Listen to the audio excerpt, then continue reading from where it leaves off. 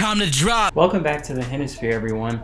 It's time for another ranking from SeaWorld San Antonio. Today's coaster is Steel Eel, the Chance Morgan coaster, formerly built by Just Morgan. I'm sure that this is a coaster most people in San Antonio have rode a whole bunch of times. It's probably some people's favorites, or it might be the tallest coaster, fastest coaster they've ever been on, or maybe it was a coaster that helped people kind of get over their fear of roller coasters, and it kind of was a stepping stone for me. At the time, it definitely was the tallest and fastest that I had ever been on. Without further ado, let's jump into these categories. First, we have the coaster enthusiast group. First up, the height. This thing is 150 feet tall, which is taller than the other coaster I ranked so far. This one will get a score of 6 for height. Next, we have speed. This coaster goes 65 miles an hour at the bottom of that first drop, and it will get a 7 out of 10. Next, we have drops, and this one has a lot of drops. So that first drop is amazing. The second drop is pretty small, but then the third drop before the brake run is also big. So a couple of big drops on this. It gets an 8 out of 10. There's some great airtime on these drops. Next, wow factor. Now, unfortunately, this is one of the weaker coasters made by Morgan, statistically. So this only gets a 6 out of 10. When we add up all of the enthusiast scores, we get a total of 34 out of 50.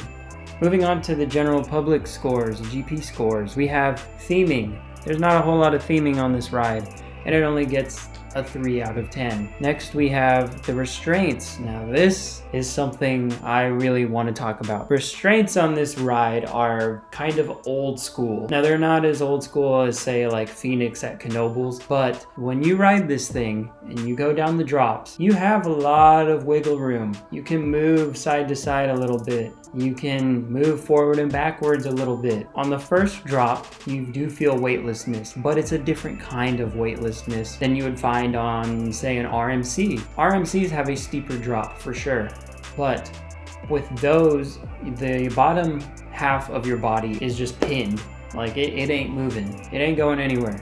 On this ride, you have a seatbelt that locks by itself and does give you some play. It isn't one where you put the seatbelt on and then pull a strap to really tighten it hard against your body. This one, it's just like clicks. The seatbelt will click it at certain points, and once you have the seatbelt secured and inserted, you can actually pull up on the seatbelt just a little bit. And with the lap bar, when the lap bar comes down, it clicks every inch or so. And there isn't a whole lot of play in the lap bar, but chances are like you're not going to get stapled. It's going to click, and then you're going to have a couple of extra inches to push it against your body, and it won't click. And when you go down the first drop on this, much unlike B&Ms, the restraints aren't going to staple you by themselves. They're just going to stay where they're at. And so when you go on drops on RMCs, your upper half of your body feels weightless. But on this ride, when you go down that first drop, your entire body has wiggle room and can move freely, so your whole body feels weightless. In my opinion, it feels a little better than some of the drops I've felt on some RMCs. And I know a whole bunch of you will disagree with that, but it just feels different. It doesn't feel so much like you're floating, it almost feels like you're going to fall out. I mean, you're not gonna fall out, but it's such a good weightless moment on this ride. And I owe that to the restraints because they're not very intrusive. The restraints get a 9 out of 10. Next, we have the layout. Layout is kind of an out and back, not super strong. It'll only get a 6 out of 10. Next, we have the length, 3,700 feet of track. It's one of the shorter Morgans, so it only gets a 7 out of 10, which is still good. I mean, that rounds up to 4,000. That's not bad. Smoothness. This coaster is pretty smooth, and I have ridden other rides that are similar to this, and they've kind of beat me up a little bit. It was built in 2000. It's old, but it's not insanely old. It gets a 7 out of 10. So when you add up the 5 general public scores, we're looking at a total of 32 points out of 50. Add that 32 to the 34 for the coaster enthusiast group, and you have a total of 66 points out of 100. Meaning that by somewhat of a margin, this coaster will place first on my ranking out of 2 coasters that I have ranked.